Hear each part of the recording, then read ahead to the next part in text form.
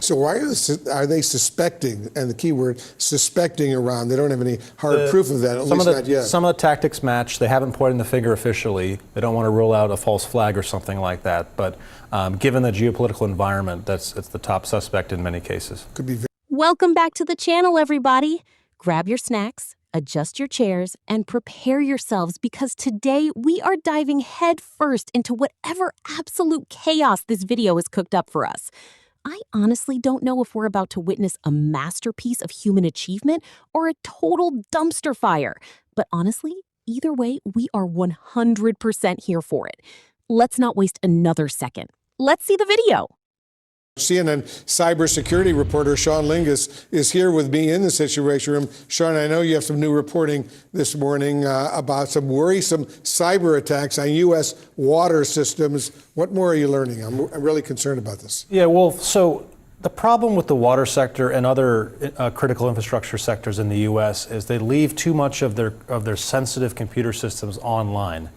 The types of computers that monitor water pressure and other safety parameters at water systems. And what happened here is that someone, possibly Iran, not confirmed yet, but someone earlier this week carried out this sort of sweeping cyber attack across potentially 6 states. The epicenter was sort of in Minnesota, where we had 30 water systems affected. And the hackers are going in and sort of accessing some of these industrial machines and potentially causing safety issues. Now, we don't have any reports of contamination or anything like that. Things were safely shut down, and there's no threat to the immediate threat to the drinking water. But this really has U.S. officials alarmed. FBI, EPA have been investigating all week and trying to run it down to make sure that there's been no threat to the drinking water. In some cases, water utilities have advised folks to boil water briefly, but this is something that's been sort of brewing for a long time. You got the Iran war, you have Iran threatened and weakened, and potentially Iran using their asymmetric capabilities over here to make us feel the pain. So why are they suspecting, and the key word, suspecting Iran? They don't have any hard proof of that, at least not yet. Some of the tactics match. They haven't pointed the finger officially. They don't want to rule out a false flag or something like that. But given the geopolitical environment, it's the top suspect in many cases. Could be very, if it's Iran doing this, could be very worrisome indeed. All right, thanks very, very much, Sean Lingus reporting. We are looking at a segment featuring CNN cybersecurity reporter Sean Lingas breaking down a terrifyingly relaxed headline: hackers launching a sweeping cyber attack targeting over 30 water systems in Minnesota and across multiple other states. Apparently, malicious actors decided that instead of doing normal hacker things like stealing credit card numbers, they would go after the literal stuff coming out of our kitchen faucets. According to the report, these cyber intruders targeted programmable logic controllers, which is just a fancy tech term for the little digital brains that manage water pressure and keep our H2O flowing properly. Over 30 water facilities in Minnesota alone got hit, forcing utilities to scramble, flip switches to manual mode, and issue urgent warnings. It turns out that some of our vital, life-sustaining national infrastructure is protected by cybersecurity setups that are roughly equivalent to a sticky note with password 123 written on it. Naturally, government officials are sweating bullets, pointing fingers, and investigating potential state-sponsored culprits like Iran, while everyone else at home looks suspiciously at their glass of tap water, wondering if it's about to start speaking binary code. It's a chilling reminder that modern warfare doesn't just happen on battlefields. Sometimes it happens because a hacker somewhere across the globe figured out how to mess with a pump in the Midwest. Security experts are raising fresh alarm over potential cyber threats against U.S. critical infrastructure, urging local communities to take their water system controls offline.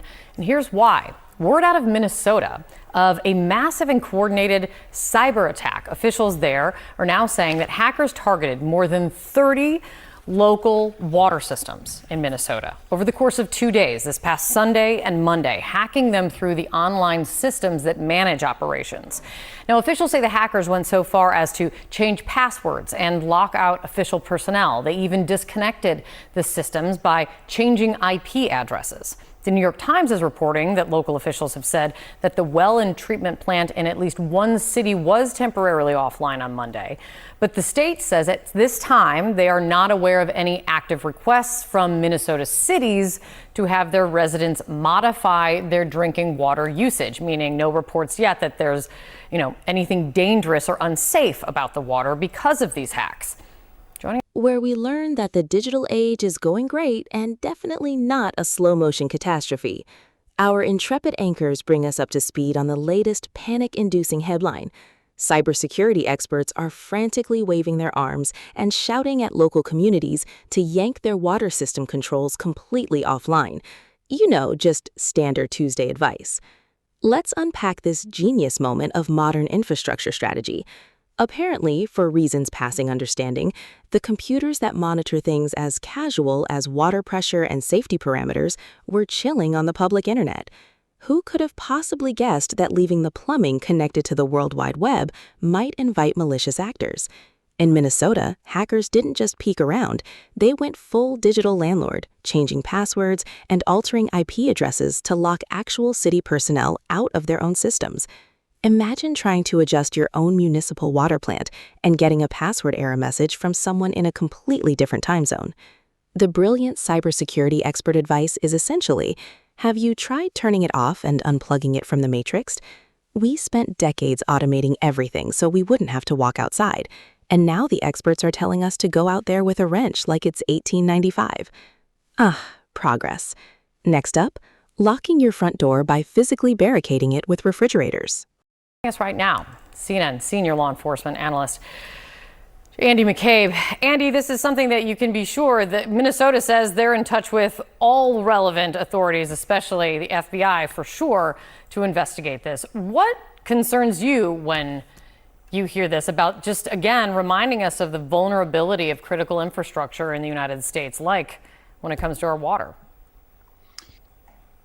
Yeah, so this is a really serious reminder of why we've been spending so much time and effort over the last decade trying to secure these elements of our critical infrastructure. So what's happening here is something they call programmable logic controllers have been targeted. These are essentially the kind of computer-driven brains that monitor the very physical aspects of a water system. So they can actually change the flow rates, they can open or close valves, they can raise or lower the temperature, they can add or subtract or reduce chemicals put into the water. Those things are all monitored by these logic controllers, and the logic controllers can make those changes in the system. Those controllers are, of course, connected to the internet so that they can be monitored and adjusted by water system administrators. What the attackers have done here is gotten into the controllers through those internet connections.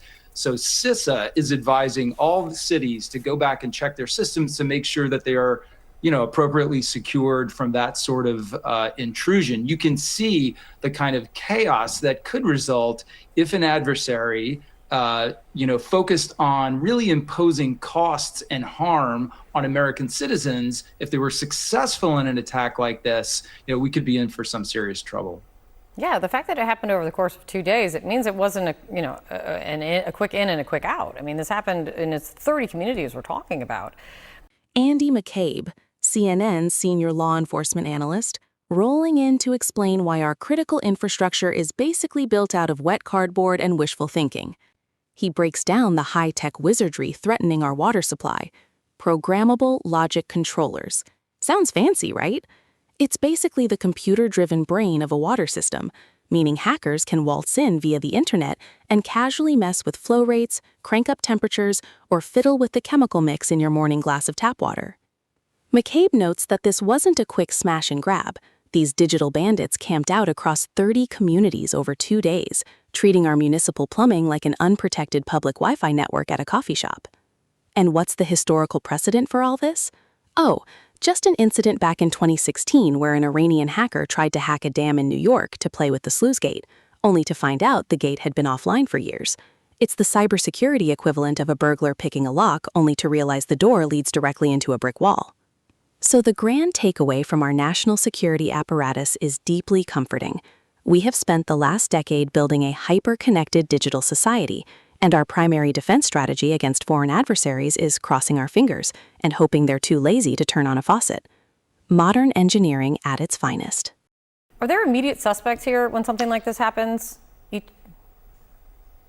Well, I guess the past is our best guide as to what might be happening now or in the future. And we do know one of the most likely suspects here is the government of Iran. We know this because they have a history of targeting water treatment, critical infrastructure facilities. Back in 2016, the Justice Department indicted a number of Iranian hackers who had conducted all sorts of activity, but one of those hackers was specifically charged with unauthorized access to a protected system.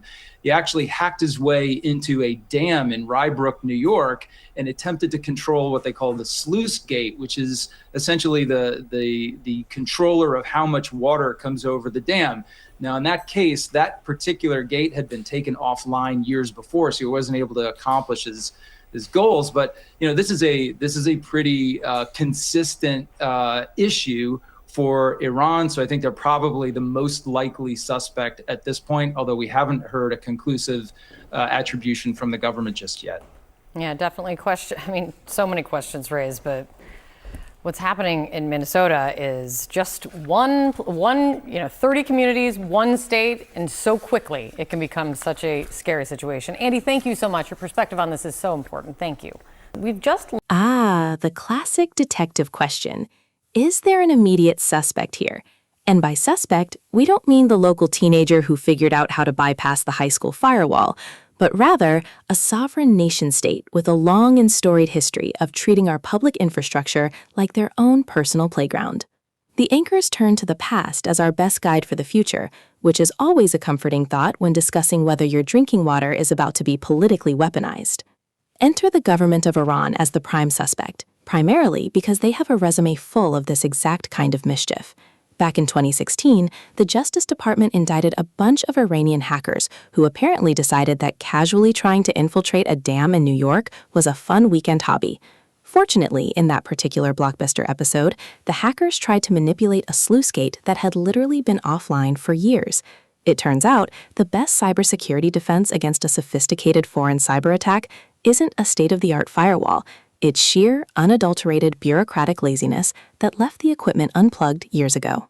So here we are, staring down the barrel of a potential international cyber incident, where our critical utilities are managed by digital brains that can be accessed by anyone with an internet connection and a malicious streak. It turns out the plot of every bad tech thriller is actually just a documentary about Tuesday morning in America. Learned that that Minnesota and the federal government are investigating a massive coordinated cyber attack on 30 local water systems in that state, in Minnesota. And the little that we've learned about it so far is that official personnel that got locked out of online systems, IP addresses were changed. The former deputy director of the FBI, Andy McCabe, was just on with me, and I want to play for you what he said about who he thinks could be, of course, this isn't yet stated by the federal government, but who he thinks could be behind this. We do know one of the most likely suspects here is the government of Iran. We know this because they have a history of targeting water treatment, critical infrastructure facilities. Back in 2016, the Justice Department indicted a number of Iranian hackers who had conducted all sorts of activity. Has House Intel been briefed on this breach?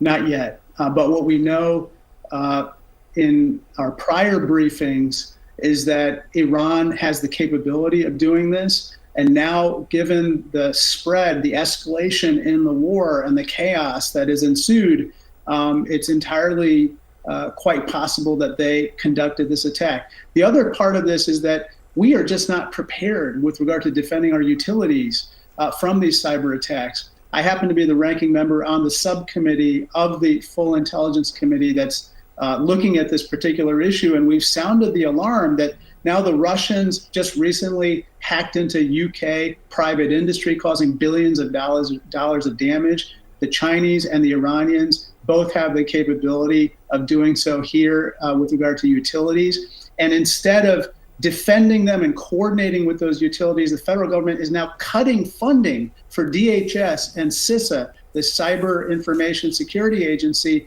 that would otherwise be charged with helping to coordinate and defend against those attacks.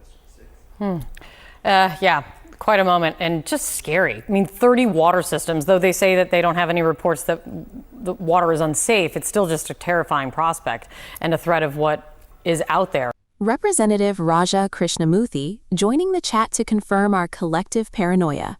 The House Intelligence Committee is briefed, and the verdict is about as reassuring as a pilot coming over the intercom to say the wings are optional. According to Congressman Krishnamurthy, Iran definitely has the capability to pull this off, especially given the general chaos and escalation in the global geopolitical theater. But wait, it gets better.